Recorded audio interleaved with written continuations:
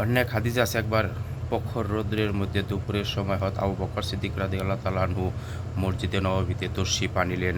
হয়তো ওমর রাদিয়াল্লাহু তাআলা আনহু খবর পাইয়া নিজ ঘর হইতে তশরিফ আনিলেন এবং হয়তো আবু বকর সিদ্দিক রাদিয়াল্লাহু তাআলা আনহুকে জিজ্ঞাসা করিলেন, এই সময় কেন আসা হলো? তিনি বলিলেন, প্রচণ্ড ক্ষুধা বাধ্য করিয়াছে। হযরত ওমর রাদিয়াল্লাহু তাআলা আনহু বললেন, ওই পবিত্র সত্তার কসম যাহার হাতে আমার জান, এই অবস্থা আমাকেও বাধ্য করিয়াছে।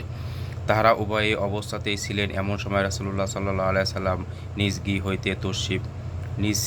হইতে তশরিফ আনিলেন এবং তাহাদিগকে জিজ্ঞাসা করিলেন, তোমরা এই সময় কেন আসিলে? তাহারা আরজ করিল, হুজুর, ক্ষুধার তীব্রতা বাধ্য করিয়াছে। রাসূলুল্লাহ সাল্লাল্লাহু আলাইহি সাল্লাম এই অবস্থা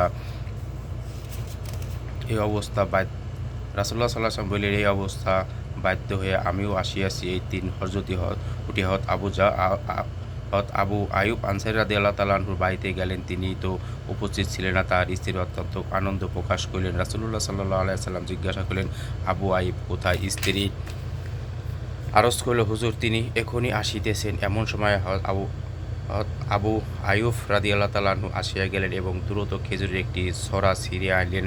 রাসূলুল্লাহ সাল্লাল্লাহু আলাইহি ওয়াসাল্লাম বললেন, পূর্ণ ছড়াটি কেন ছিঁড়িলে? উহা হইতে পাকা পাকা খেজুরগুলি বাছিয়া কেন লইলে না? তিনি আরজ করিলেন, হযরত, এই খেয়ালে ছিঁড়িয়াছি যে পাকা, আধা পাকা, শুকনা, তাজা খেজুর সবই রকমের খেজুর সামনে থাকিবে, যেরূপ খাইতে ইচ্ছা হয় গ্রহণ করিবেন। তাহারা সব রকম খেজুর ওই ছড়া হইতে খাইলেন। ইতিবশত হযরত আবু আইয়ুব আনসারী রাদিয়াল্লাহু তাআলার একটি বকরী বাচ্চা জবাই করিয়া দ্রুত কিছু অংশ আগুনে ভুনা করিলেন, আর কিছু অংশ পাতিলে রান্না করিলেন এবং তাহার সম্মুখে আনিয়া রাখিলেন।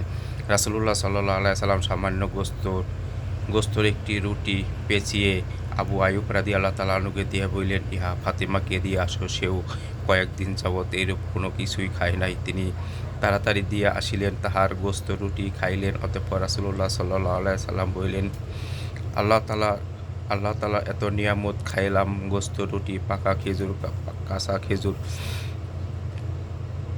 ইহা বলিতে বলিতে রাসূলুল্লাহ সাল্লাল্লাহু আলাইহি সাল্লামের চক্ষু মোবারক অশ্রু ভরিয়া আসিল। অতঃপর ইরশাদ করিলেন, এইগুলি ওই সমস্ত নিয়ামত যাহা সম্পর্কে কিয়ামতের দিন জিজ্ঞাসা করা হইবে। ইহা শুনিয়া সাহাবায়ে